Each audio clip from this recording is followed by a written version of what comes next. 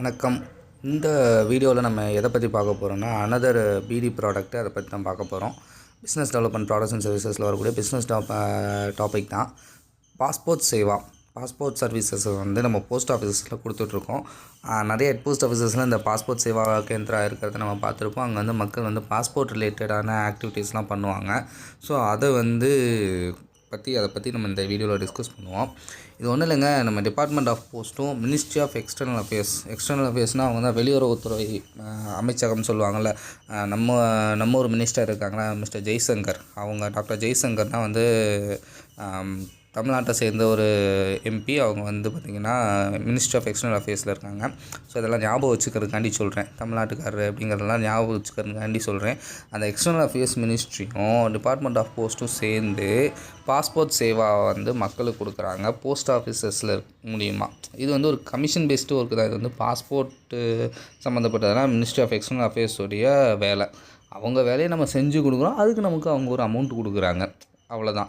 ஏன்னா எல்லாத்தையுமே அவங்களால ப்ராசஸ் பண்ண முடியல, அவங்களுடைய ஒர்க்கை வந்து நம்ம அவுட் சோர்சிங் பண்ணி கொடுக்குறோம், அதுக்கு நமக்கு வந்து ஒரு அமௌண்ட் ரெவன்யூ கிடைக்கிது. இதுதான் வந்து பாஸ்போர்ட் சர்வீசஸ், ஓகேங்களா. இதில் வந்து என்ன பண்ணால் passport related services to the citizens through postal network இந்த name of post office passport Seva Kendra அப்படிங்கிறது. இந்த பிஓபிஎஸ்கே அப்படின்னா என்ன, அதோடைய அப்ரிவேஷன் என்னங்கிறத பார்த்துங்க. Post office passport Seva Kendra. இதை வந்து ஒரு கொஷினாக கேட்கறதுக்கு பாசிபிலிட்டிஸ் இருக்குது.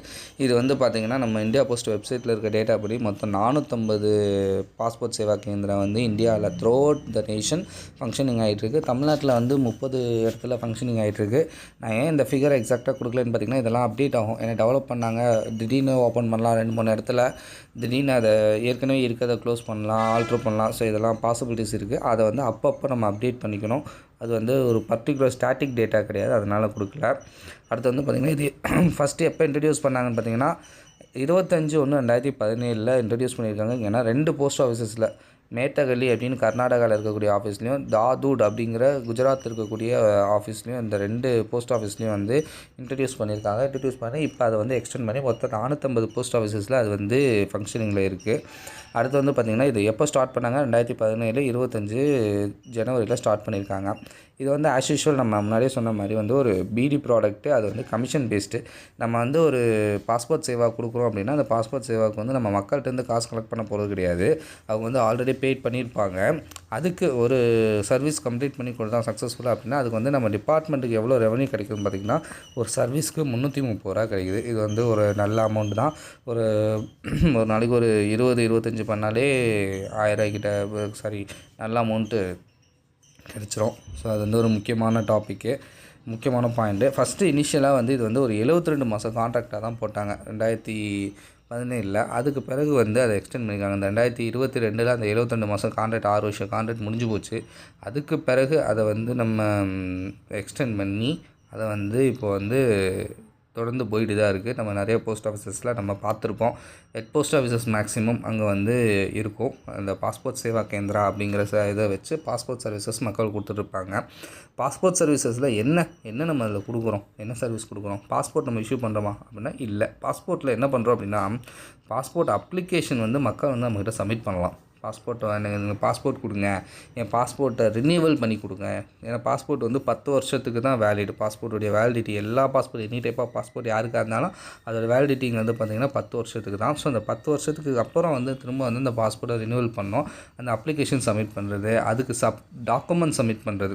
டாக்குமெண்ட்ஸ்னால் பாஸ்போர்ட்டுக்கு வந்து TC, Aadhaar card, address proof, identity இதெல்லாம் வந்து நம்ம இது பண்ணணும். அதெல்லாம் சப்மிட் பண்ணுற xerox copy, self attested xerox காப்பீஸை சப்மிட் பண்ணுவாங்க நம்ம பாஸ்போர்ட் சேவா கேந்திராவில். அதை வந்து நம்ம வெரிஃபை பண்ணுவோம் ஒரிஜினலோடு வச்சு. அதை ஸ்கேன் பண்ணி அதுக்குன்னு இருக்க போர்ட்டலில் அப்லோட் பண்ணுவோம். அப்லோட் பண்ணிட்டு அந்த வந்திருக்கிறவருடைய கைரேகை பயோமெட்ரிக்ஸை கேப்சர் பண்ணி அப்லோட் பண்ணுவோம்.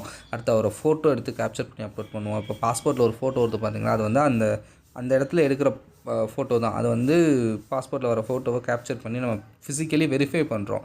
இது எல்லாத்தையும் என்ன பண்ணுறோன்னா பாஸ்போர்ட் ஆஃபீஸர்ஸில் முன்னாடிலாம் பண்ணிகிட்டு இருந்தாங்க. நான் வந்து 2017 பாஸ்போர்ட் வாங்கினேன். அப்போ வந்து நான் டேரெக்டாக பாஸ்போர்ட் ரீஜனல் ஆஃபீஸில் போய் வாங்கும்போது இந்த ப்ராசஸ் எல்லாம் அங்கே நடந்துச்சு. அதுக்கு பிறகு பார்த்திங்கன்னா இப்போ அந்த ப்ராசஸ் எல்லாத்தையும் என்ன பண்ணுறாங்க, நம்ம போஸ்ட் ஆஃபீஸர்ஸில் நம்ம நம்ம பாயிண்டில் வந்து அதை பண்ணி கொடுக்குறோம். அதுக்கு அவங்க வந்து நம்ம இது பண்ணுறாங்க. அந்த டேட்டாவை வந்து அவங்க வெரிஃபை பண்ணிக்குவாங்க. யார் பாஸ்போர்ட் சேவா கேந்திரா வந்து அவங்க வந்து பின்னாடி வந்து அவங்க வெரிஃபை பண்ணி அதை அவங்க இஷ்யூ பண்ணிக்குவாங்க. அடுத்து போலீஸ் கிளியரன்ஸ் சர்டிஃபிகேட்டும் நம்ம ப்ராசஸ் பண்ணி கொடுத்துட்ருக்கோம். போலீஸ் கிளியரன்ஸ் சர்டிஃபிகேட்னால் அதை அப்ளை பண்ணி அதுக்கான டாக்குமெண்ட் அப்லோட் பண்ணி அதை இது பண்ணுறது. பட் ஆனால் இந்த போலீஸ் வெரிஃபிகேஷன்லாம் நம்ம பண்ணுறது கிடையாது. நம்ம வீட்டுக்கு போய் இருக்காங்களா இல்லையான்லாம் செக் பண்ணுறது அது போலீஸ் பண்ணிக்குவாங்க. அதுக்கு தேவையான டாக்குமெண்ட்டை சப்மிட் பண்ணி அது ஒரு அப்ளிகேஷனாக கொடுக்குறோம் பார்த்திங்கன்னா, ஒரு ரெக்வஸ்ட்டாக கொடுக்குறோம்ல, அந்த ப்ராசஸும் பண்ணிகிட்ருக்காங்க. போலீஸ் கிளியரன்ஸ் சர்டிஃபிகேட்டுங்கிறது ரொம்ப முக்கியம். ஏன்னா போலீஸ் கிளியரன்ஸ் சர்டிஃபிகேட் இருந்தால் தான் வந்து பாஸ்போர்ட்டோ வீசாவோ வெளிநாட்டுக்கு போகிறதுக்கோ இஷ்யூ பண்ணுவாங்க. அது ரொம்ப முக்கியமானது. அடுத்து வந்து பார்த்திங்கன்னா இது எங்கெங்கே இருக்குதுன்னா செலக்டட் ஹெட் போஸ்ட் ஆஃபீஸஸில் மட்டும்தாங்க இருக்குது. ஹெட் போஸ்ட் ஆஃபீஸில் மட்டும்தான் பண்ணிகிட்டு இருக்காங்க. எஸ்ஓலையோ பிஓலையோ ஆர்எம்எஸ் ஆஃபீஸ்லையோ கிடையாது. நமக்கு ஆதார்லாம் பார்த்திங்கன்னா நிறையா எஸ்ஓவில் பண்ணுவாங்க. ஆர்எம்எஸ் ஆஃபீஸஸ்லேயும் ஆதார் ரிலேட்டட் சர்வீசஸ் பண்ணிகிட்ருக்காங்க. பட் ஆனால் இந்த பாஸ்போர்ட் சேவா அப்படிங்கிறது ஒரு செலக்டட் ஹெட் போஸ்ட் ஆஃபீஸில் தான் பண்ணிகிட்ருக்காங்க. ஆஸ் யூஷுவல் இது வந்து யார் இதை பண்ணுவாங்க, யார் இதுக்கு அப்ரூவிங் கொடுப்பாங்கன்னா ஆர்ஓ தான். ஆர்ஓவில் இருக்கவங்க வந்து இந்த ஆஃபீஸில் வந்து பாஸ்போர்ட் சேவா வந்து ஸ்டார்ட் பண்ணலாம் அப்படின்னு சொல்லிட்டு அவங்க முடிவு பண்ணி அவங்க மினிஸ்ட்ரி ஆஃப் எக்ஸ்டர்னல் அஃபேர்ஸ்க்கு வந்து இன்ஃபர்மேஷன் கொடுப்பாங்க. அவங்க அதை வந்து எல்லாம் ஓகே அப்படின்னா தான் அந்த இடத்துல பாஸ்போர்ட் சேவா கேந்திரா வந்து அப்ரூவ் கொடுத்தாங்க. யார் அப்ரூவ் கொடுக்கணும்? Ministry of external affairs passport சேவாக்காரவங்க கொடுத்தா தான் அந்த இடத்துல நம்ம ஸ்டார்ட் பண்ண முடியும். ஸோ இதில் யார் ஒர்க் பண்ணுவா? நம்ம டிபார்ட்மெண்ட்டை சார்ந்த யாரோ ஒருத்தர் அது ஒர்க் பண்ணி கொடுப்பாங்கள்ல, அவங்க யாருன்னு பார்த்தீங்கன்னா பிஏ கேட்டரில் இருக்கவங்க, லெவல் 4 பிஏ கேட்டரில் இருக்கவங்க தான் பண்ணுவாங்க. ஜிடிஎஸ்ஸாக இருக்கவங்களோ எம்டிஎஸ்ஸாக இருக்கவங்களோ போய் பண்ண முடியாது அந்த ஒர்க்கை. ஏன்னா வந்து இப்போ ஆதாரில் எல்லாம் பார்த்திங்கன்னா ஜிடிஎஸ்லாம் பண்ணுவாங்க.